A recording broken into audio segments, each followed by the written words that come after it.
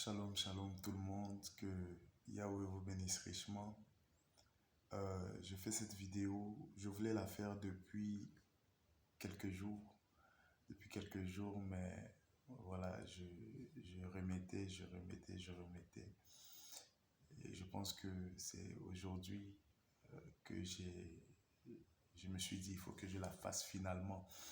Voilà, il est presque 4 heures, alors pourquoi je vais faire cette vidéo? C'est parce que souvent on entend des personnes déplacer les choses de leur contexte. Par exemple, il y a des personnes qui disent il, il faut affronter les esprits parce que nous avons plus grand à l'intérieur de nous, c'est-à-dire notre Seigneur est plus grand, donc on ne doit pas craindre, il faut affronter.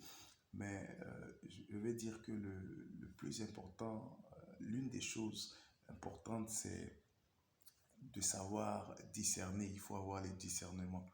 Il faut avoir les discernements parce que quand on n'a pas les discernements, on, on peut déplacer les choses, c'est-à-dire aller affronter là où il ne fallait pas. Référez-vous au livre de Matthieu, Matthieu chapitre 2. Vous allez voir en ce qui concerne la naissance du Sauveur, de notre Seigneur Yeshua, Ramachia, qu'on appelle Jésus-Christ. Vous allez voir que lorsqu'il est né, les mages ont vu son étoile et ont voulu l'adorer, ils se sont déplacés. Et pendant qu'il y a certains qui étaient en joie parce qu'une étoile forte est venue au monde, Hérode, par contre, lui, il n'était pas content. Et l'Écriture dit tout Jérusalem avec lui. Voilà, ils ont voulu savoir où l'enfant était pour le faire mourir. Il a dit au mage Hérode, allez-y et faites-moi le retour pour que moi aussi j'aille l'adorer.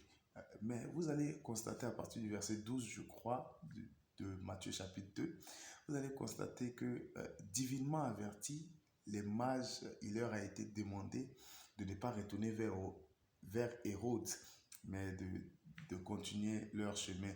Et à Joseph et Marie, il a été demandé de prendre même l'enfant né, Yeshua, et d'aller en Égypte. Mais c'est toujours le Dieu fort et redoutable.